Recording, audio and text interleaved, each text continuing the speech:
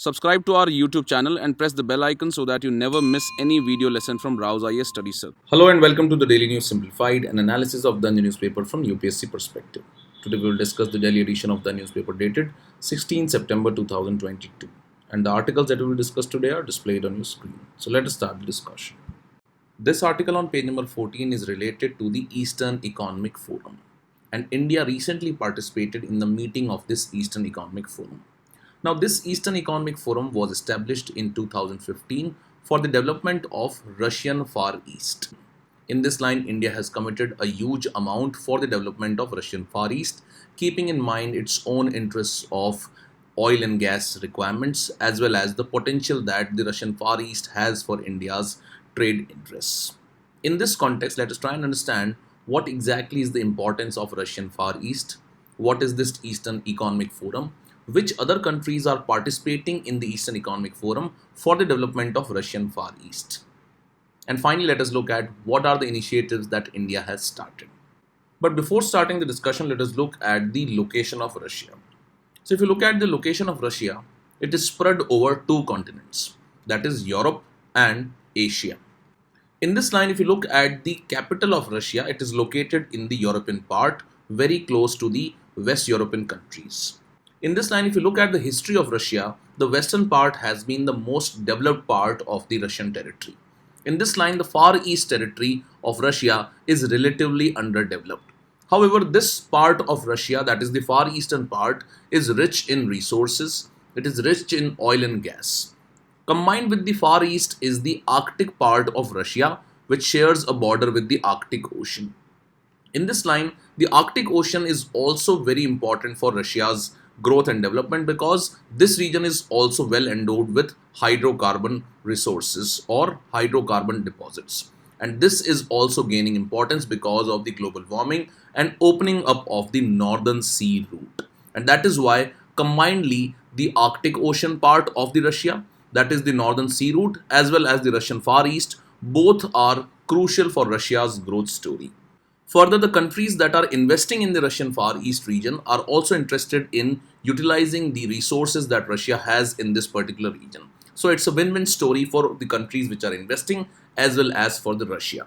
So if you look at the location of Russia and India, India does not have direct access to Russia. And that is why India has been involving itself into various connectivity projects to improve its connectivity to Russia. So if you look at India's connectivity projects towards Russia, one of the famous initiatives is the International North-South Transport Corridor, which aims at connecting Russia through the route of Iran and the Caspian Sea and thereby connecting directly to the St. Petersburg. However, India is also exploring the potential for connecting Russia through the Far Eastern region, where it has one of the important strategically located port of Vladivostok. And in this line, India is also aiming to connect to the Russian Far East region through the Chennai-Vladivostok corridor, or the Chennai-Vladivostok route as it is called. So that is how the overall dynamics of the Russian Far East looks like. Now coming back to the Arctic part of the Russia, because of the global warming, the ice in the polar region of the Arctic Ocean is slowly melting.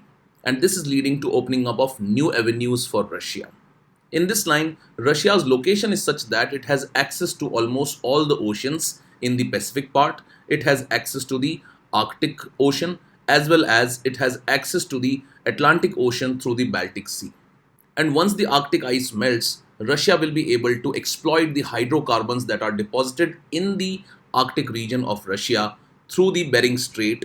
So this is how the location of Russia looks like, and this is what is the importance of Russian Far East and the Arctic combinedly for Russia, because they are well endowed with mineral resources, they are well endowed with hydrocarbons, and at the same time they can have huge potential for Russia's growth story, and at the same time the countries that are investing in this particular region are also going to benefit from investing in the oil and gas resources as well as other mineral resources.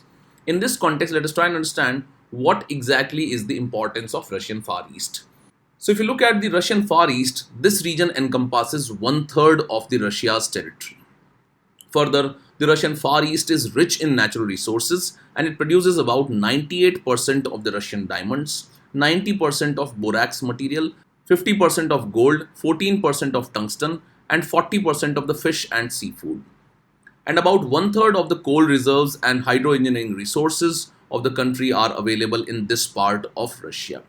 However, the problem here is that this region is very sparsely populated because of harsh weather conditions, and historically, the development in Russia has been concentrated around the Moscow, which falls in the western part of Russia, along the West European countries, which lies in the European continent. Further, if you look at the contribution of this particular region to Russia's growth story, this region, which is rich in resources, contributes to only 5% of Russia's GDP, which highlights that the resources of this region are considerably unexploited till now. But because this region is sparsely populated, Russia has not been able to exploit these resources which are found in the far eastern region of Russia. And that is why it is actively looking for partners for investment in this region for the exploitation of these resources.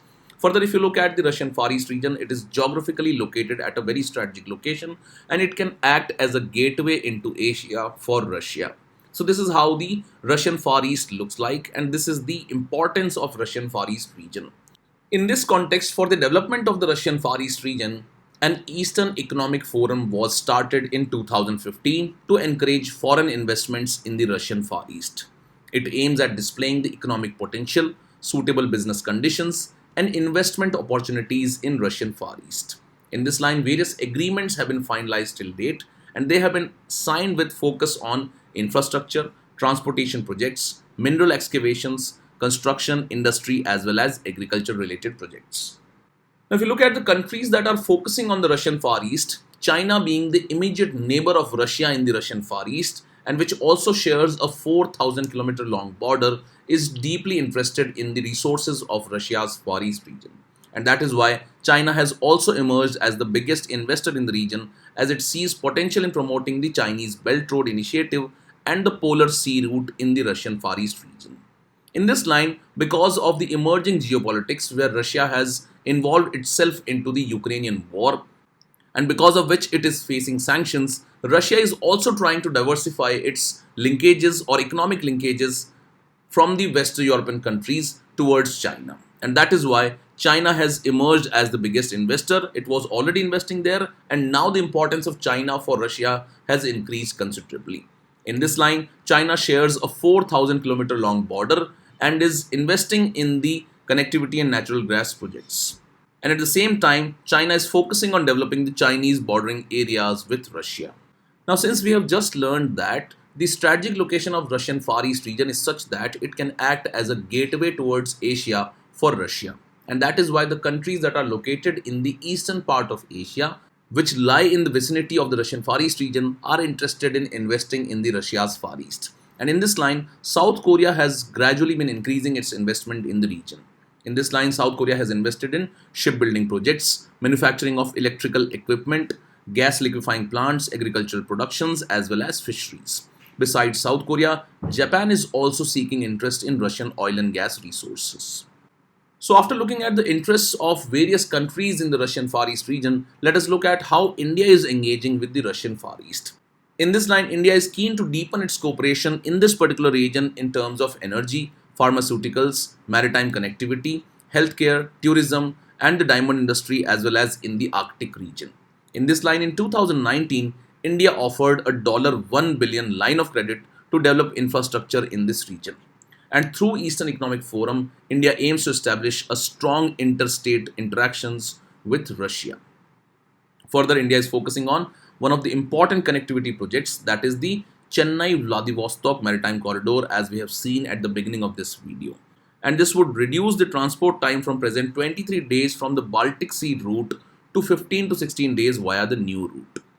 So the present route of trade for India is through the Suez Canal, through the Mediterranean Sea, and through the Baltic Sea into the Russian territory, and which takes around 23 days for transportation. However, if the Vladivostok to Chennai corridor is materialized, it will reduce the trade or the transport time considerably to about only 15 to 16 days. So this route has immense potential for India-Russia trade. And India is interested in the resources of this region, particularly oil and gas, as well as various other mineral resources. So this is what is the importance of Russian Far East, and this is how India has been engaging with this particular region.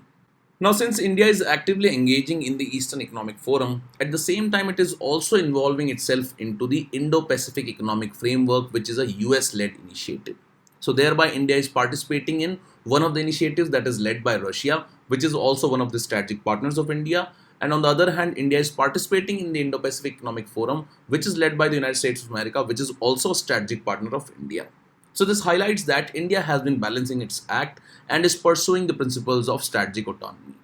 And that is why the India's presence in both these forums is seen as an opportunity for India to exploit the best out of both of these and also to reduce its reliance on China and to de-link the supply chains with China. And if you want to understand about the Indo-Pacific Economic Forum, it has been discussed in detail in the DNS of 11th September, that is very recently. But for now, let us try and understand the importance of being a part of both these forums for India. Now, if you look at India's Indo-Pacific strategy, both these Indo-Pacific Economic Framework and Eastern Economic Forum are important for India's Indo-Pacific strategy. And we are aware that India has been actively engaging in the Indo-Pacific region, particularly in order to counter China. Further, if you look at these initiatives, both are important for India's trade as well as strategic interests. In this line, the Eastern Economic Forum is an initiative of Russia, which is a strategic partner of India, and at the same time, the Indo-Pacific Economic Forum or the IPEF is also a US-led initiative, which is also a strategic partner of India. In this line, if you look at the potential of the Indo-Pacific Economic Forum, it provides India an opportunity to act and be present in the region without being a part of the China-led RCEP. In this line, you might be aware that India had withdrawn from the Regional Comprehensive Economic Partnership, which is a Chinese dominant initiative or economic initiative in the Indo-Pacific region. And India had withdrawn from the RCEP because of various reasons. Further, India sees IPEF as an important opportunity in building resilient supply chains in the Indo-Pacific region as well as at a global level. And India's participation in this Indo-Pacific Economic Forum will help in disengaging from the supply chains that are dependent on China and will also make India part of the global supply chain network. Further, the IPEF partners will act as new sources of raw materials and other essential products, which will further reduce India's reliance on China for various strategic raw materials. So this is how both these initiatives are important for India's trade as well as strategic interests. With this, let's take up the next news article now. This article on page number 12 is related to the department-related parliamentary standing committees. And these are crucial for lawmaking process in India in the Indian Parliament. Now, normally in the Indian Parliament, a bill is introduced in either Lok Sabha or in Rajya Sabha, and if that house passes that bill, it is forwarded to another house for its consideration.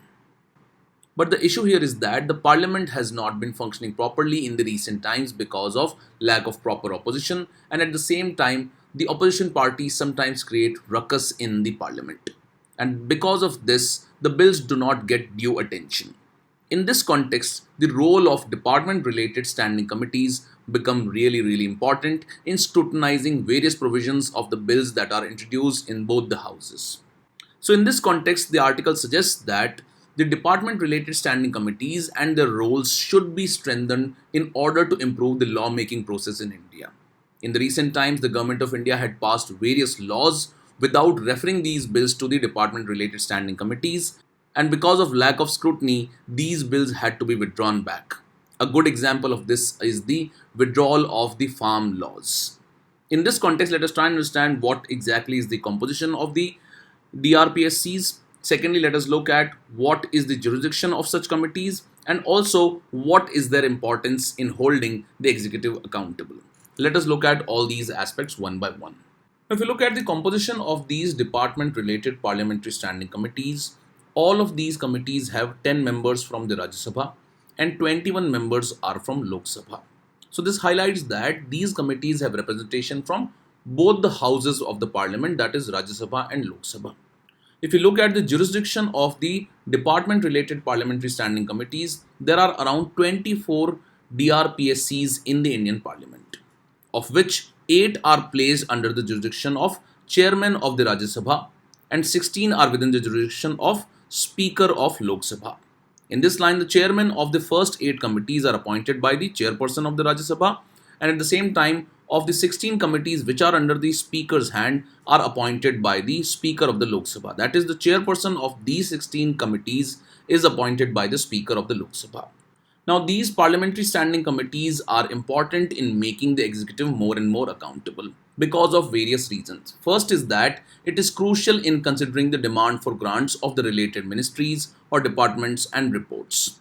So normally when the budget is presented in the Lok Sabha, a demand for grant is demanded by various ministries which needs to be passed by the parliament in order to make the budget available to the concerned projects and the ministries. And that is why these committees consider the demand for grant of various ministries as well as departments. Second important role played by these committees is examining various bills which are related to these ministries. So for example, there are committees related to finance, there are committees related to public sector enterprises, there are committees related to external affairs, etc. So any bill related to these ministries can then be referred to these committees so that they can scrutinize it in detail. Thirdly, these committees play a very crucial role in considering the annual reports of the ministries as well as departments. And finally, they are important in considering the national basic long-term policy documents which are presented to the House. So if you look at the importance of the department-related parliamentary standing committees, they play a crucial role in scrutinizing the demand for grant during the budget presentation. They are crucial in examining various bills that are introduced in the parliament. Now, normally what we know is that the Rajya Sabha has a very minimal role in the passage of the budget. But because the Rajya Sabha members have representation in the department-related parliamentary standing committees, they can play a very constructive role in scrutinizing the various demands for grants by these ministries. And they play a very crucial role in also examining the various bills that are introduced related to various ministries. And at the same time, they consider the annual reports of the ministries as well as departments and provide their comments on areas of improvement and the issues that are being faced by these ministries. Now, the department-related parliamentary standing committees play a very crucial role in scrutinizing the various bills that are introduced in the parliament. Now, normally what happens is that the parliament does not have enough time for considering each and every clause of the bills that are introduced in the parliament because of the limited hours in which the parliament functions and also the number of bills that are introduced in the parliament. That is where the scrutiny by these DRPSCs is very, very crucial for analyzing all the details of the bills in detail. That is why the benefits of sending the bills for scrutiny to the different parliamentary committees is the thorough scrutiny of various bills that are introduced in the parliament. Secondly, it eases the work burden of the executives as it is involved in multiple works. Thirdly, it allows detailed deliberation of the bills in the calm atmosphere because in these committees, normally they do not function in the way in which the parliament functions. Further, the parliamentary committees act as a vibrant link between the parliament, the executive as well as the general public because the committees also seek public opinion on various bills that are forwarded to these committees for their consideration. Further, these committees assist the legislature and prevent the misuse of power of the executive. Thirdly, through these committees, Parliament exercises its control and influence over the administration. Such committees provides expertise on diverse areas of legislation which helps in understanding the nuances of any issue at hand because they can also call experts for consideration of various parts of the bills. Thirdly, it gives opportunity to the new members of the parliaments who do not get adequate time to speak in the parliament. And the committee system is designed to enhance the capabilities of the members of the parliaments, enlighten them on the whole gamut of the government activity, and contribute ideas to strengthen the parliamentary system and improve governance. So this is how we can see that the role of parliamentary standing committees is diversified in scrutinizing the various aspects of the bill, in providing or getting public opinion on various aspects of these bills, in holding the executive accountable, and at the same time providing a platform for the new member of the parliaments for understanding how the functioning of the parliament takes place. Now, the issue here is that in the recent times, the bills are not being forwarded to these department-related parliamentary standing committees for their consideration. If you look at the 14th Lok Sabha, which functioned between 2004 to 2009, almost 60% of the bills were sent for the scrutiny of these committees in the 14th Lok Sabha. In 15th, the number was increased and 71% of the bills were sent to the department-related parliamentary standing committees. But if you look at the 16th Lok Sabha between 2014 to 2019, only 27% of the bills were forwarded to the department-related parliamentary standing committees. This highlights that there is decline in the 16th Lok Sabha, which was witnessed because the government was in hurry to push certain big ticket reforms. Now, in this line, you should understand that it is not obligatory on the part of the parliament or on the part of the government to send these bills to these standing committees for their scrutiny. But it is to be understood that the deep scrutiny of the bills is very crucial because this provides a long-term consistency and rationality in the policy making or the law-making process.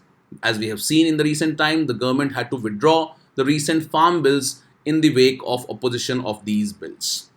Further, it has been highlighted that the government should not be scared of sending the bills to these parliamentary standing committees. This is because in most of these committees, the government has majority and the final decision making is always by the process of majority voting in the parliament. It is just that these committees will highlight certain issues with the parts of the bills.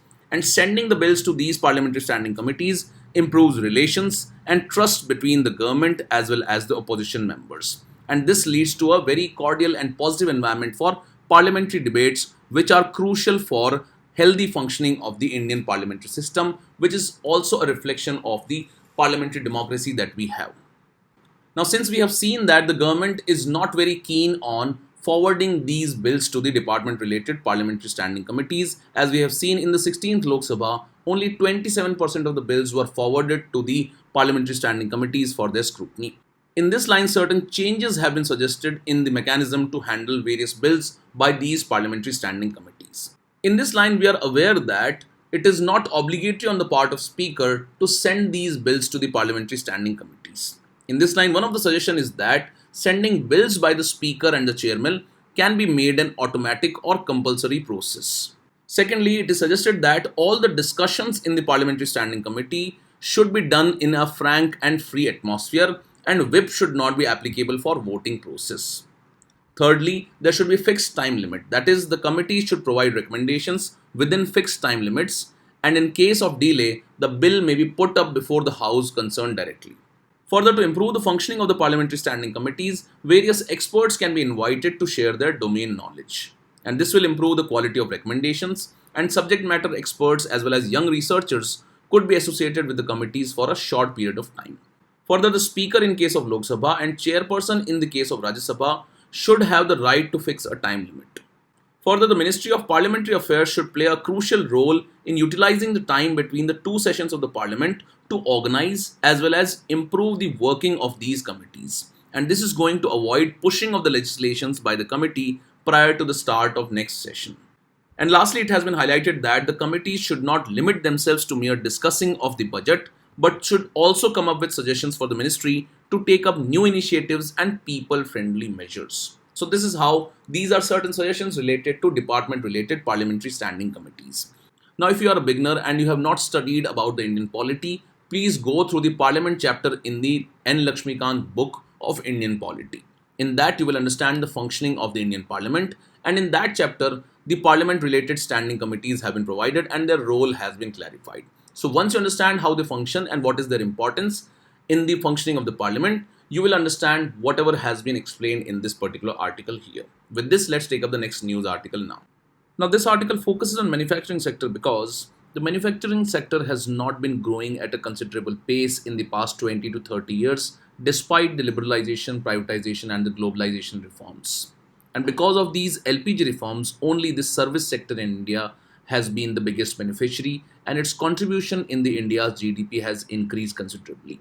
However, manufacturing sector, which is one of the most employment intensive sector, has not been picking up pace in the recent times. And that is why there is a concern that manufacturing sector has to grow in order to improve the employment scenario in India.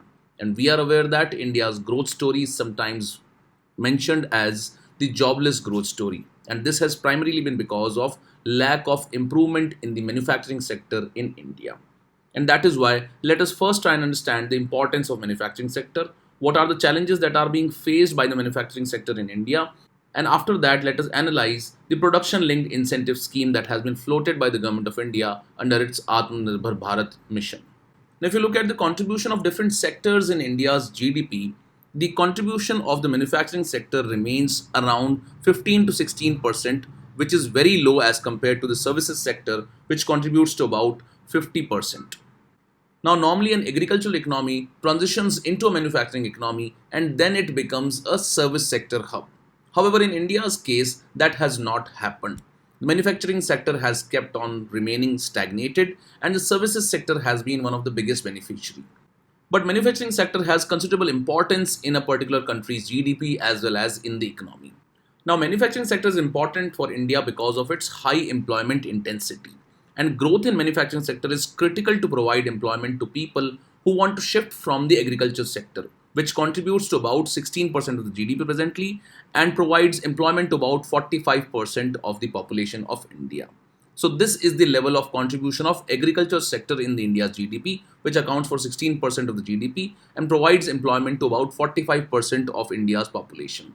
And if this particular population of India wants to make a transition, it has to be into the manufacturing sector, which is also highly employment intensive.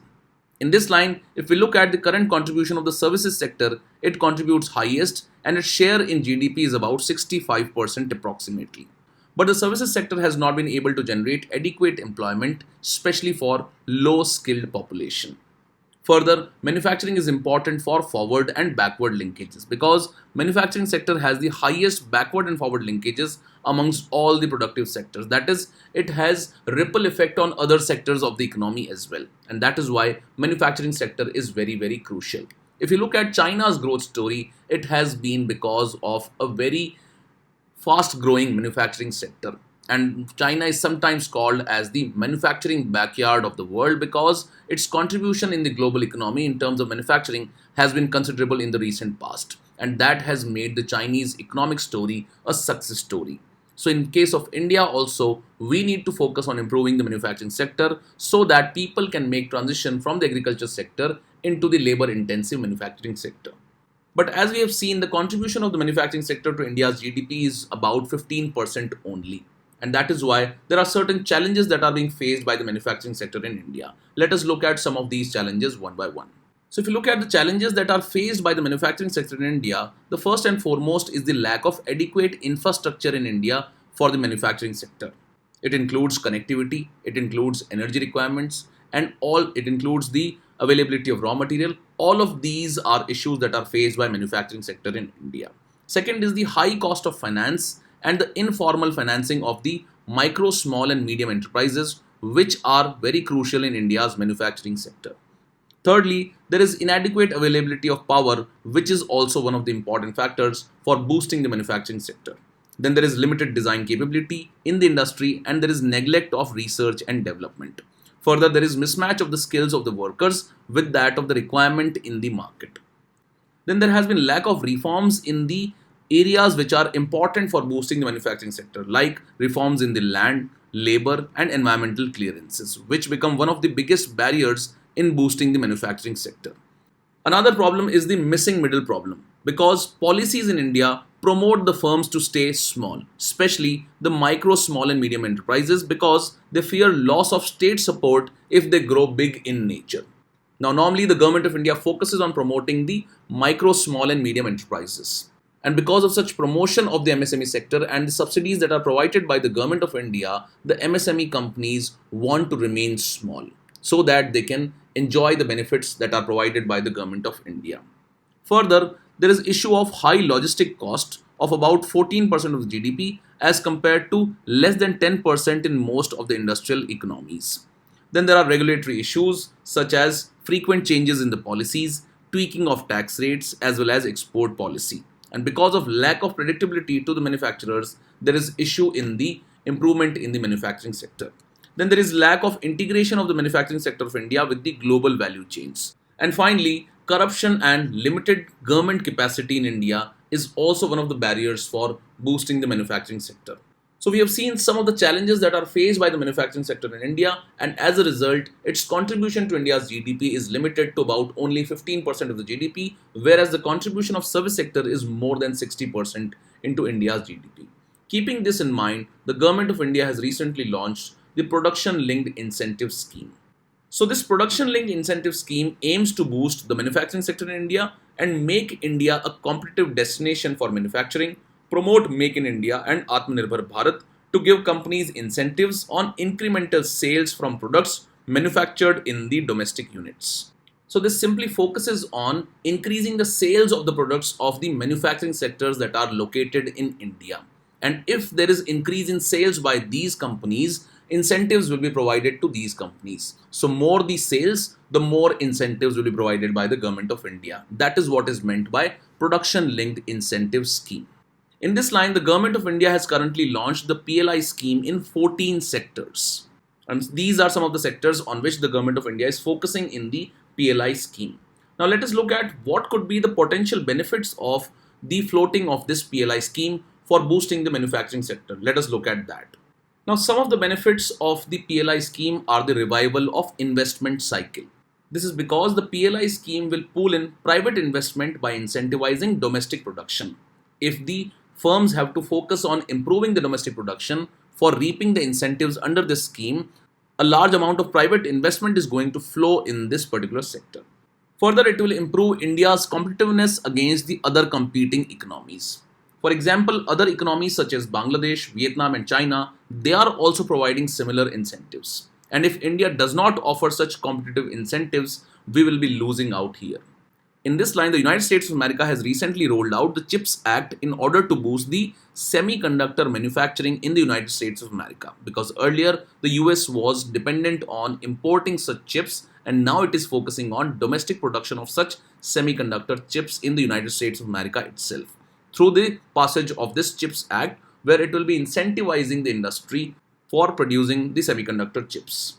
Under this CHIPS Act, the USA will provide incentives worth $50 billion to the semiconductor manufacturing sector.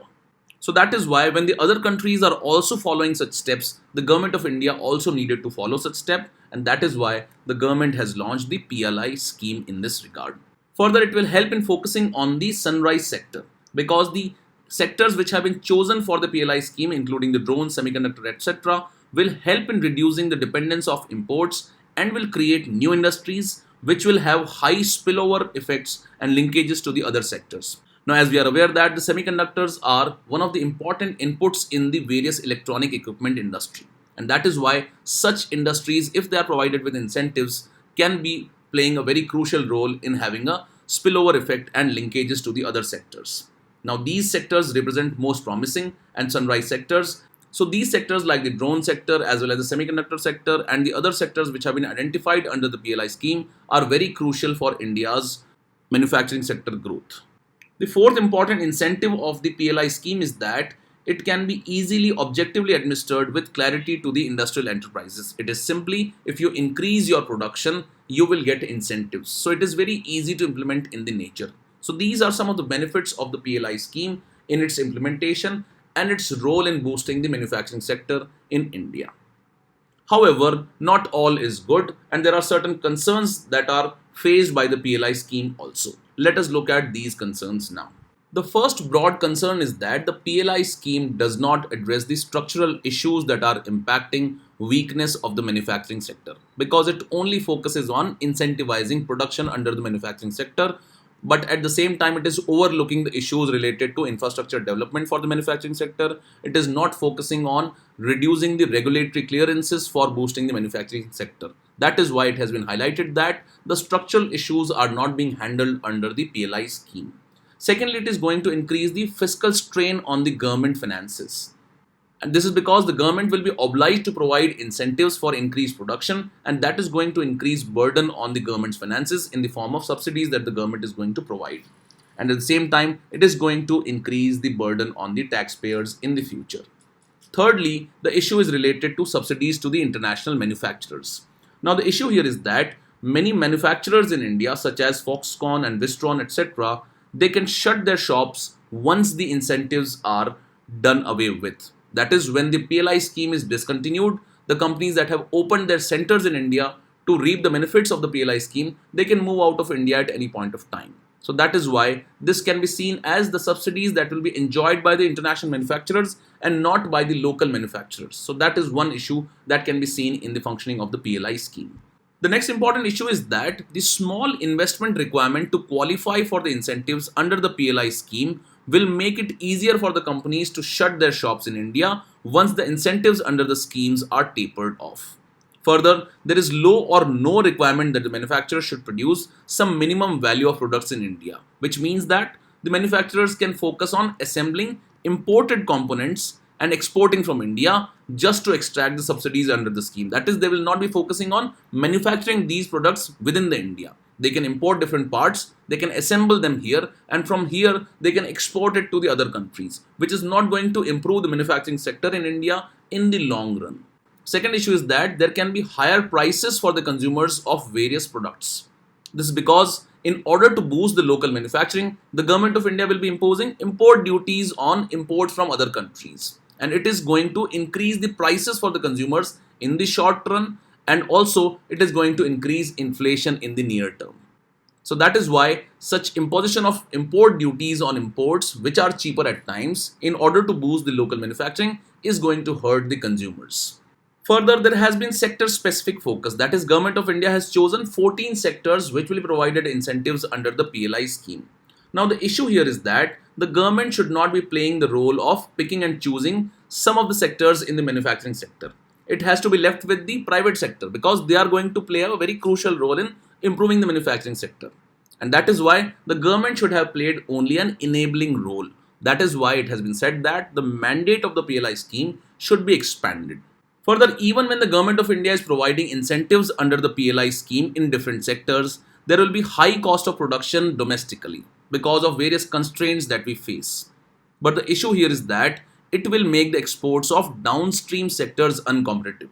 For example, if semiconductors are an input in the two-wheeler manufacturing industry, and if the cost of semiconductors increase because of domestic production, it is going to increase the prices of the two-wheeler industry also, which is an important sector of exports for India. So that is going to hurt the downstream sectors and that is going to make them uncompetitive in the long run.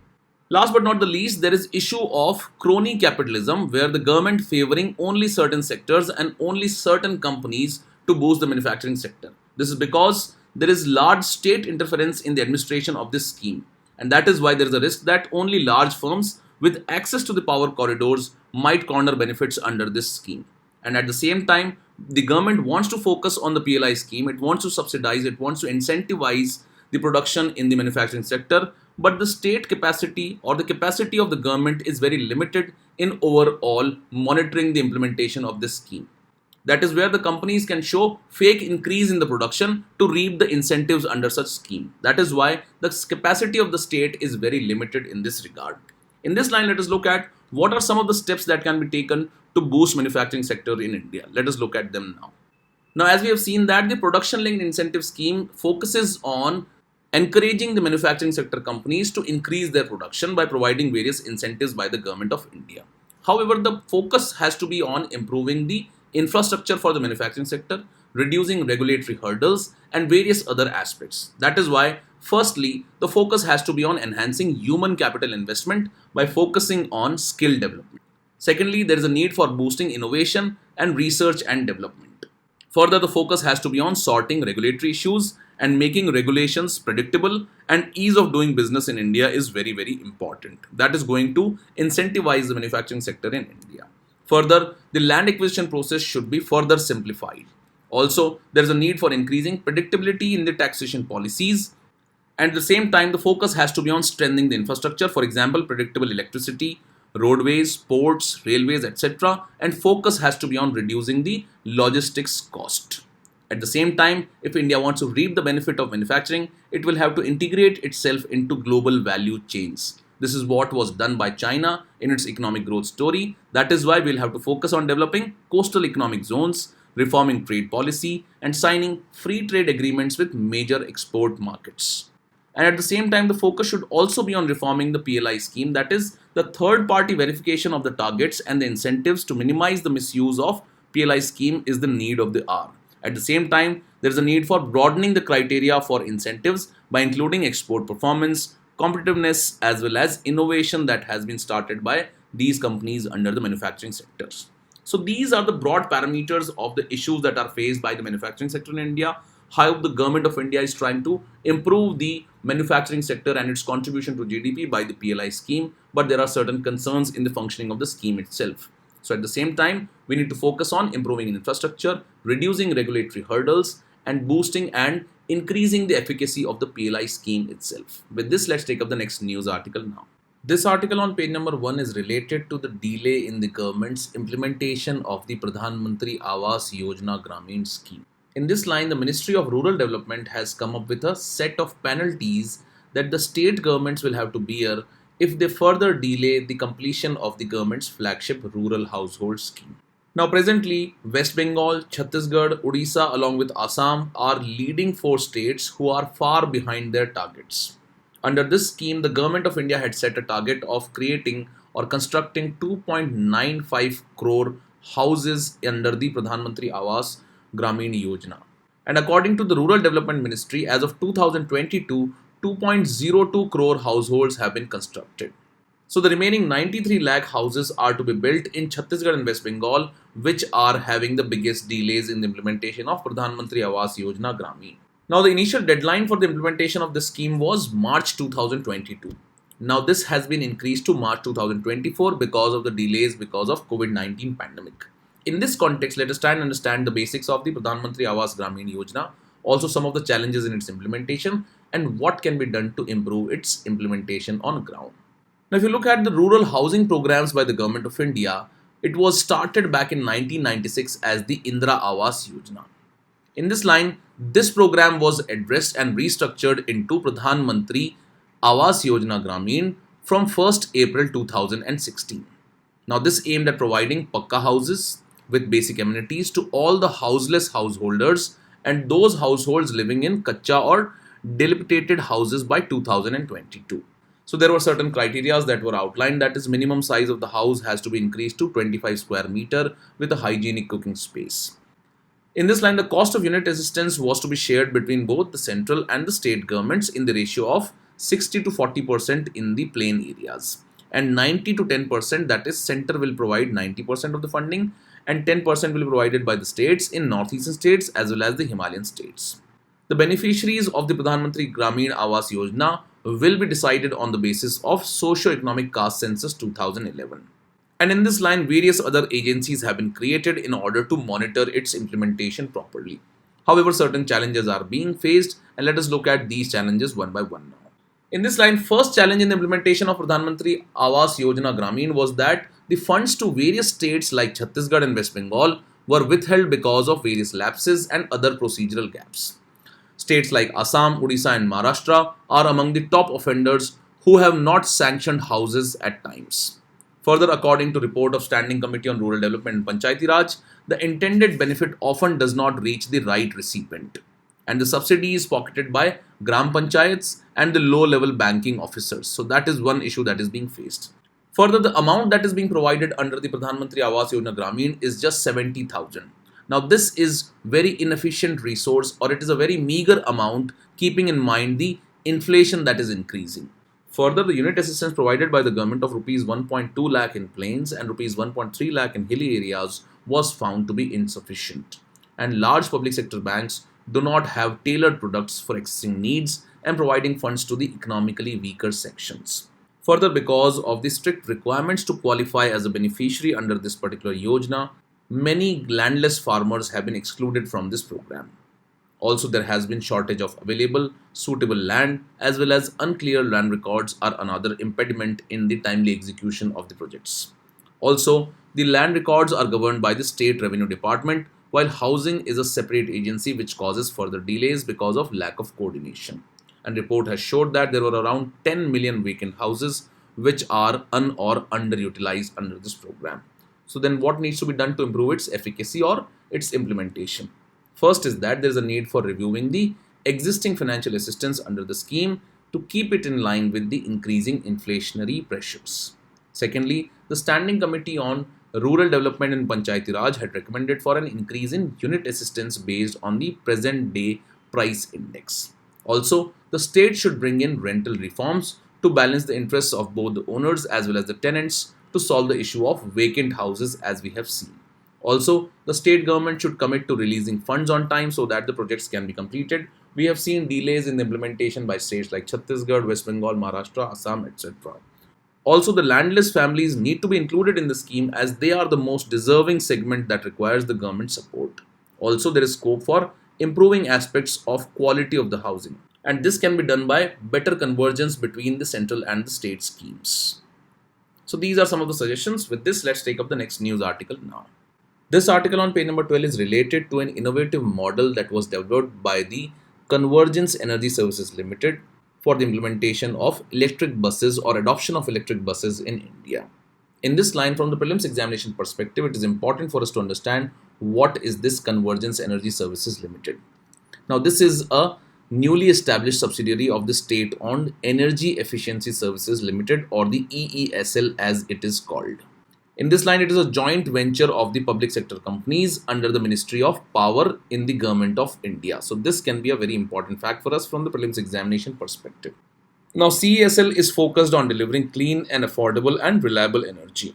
It focuses on energy solutions that lie at the confluence of renewable energy, electric mobility, as well as climate change. In terms of rural India, it builds upon the decentralized solar development experience in the underserved rural communities in India. It also focuses on working to enable the battery-powered electric mobility and its infrastructure, as well as designs business models to increase the uptake of electric vehicles in India. And in order to enable the commercialization of such solutions at scale, Convergence will employ business models that utilize a blend of concessional as well as commercial capital, carbon finance, as well as grants as appropriate. So this is how it functions, and this is the ministry under which it functions, and it can be an important fact for us from the prelims examination perspective. With this, we conclude today's discussion. Now let's take up the question for the day.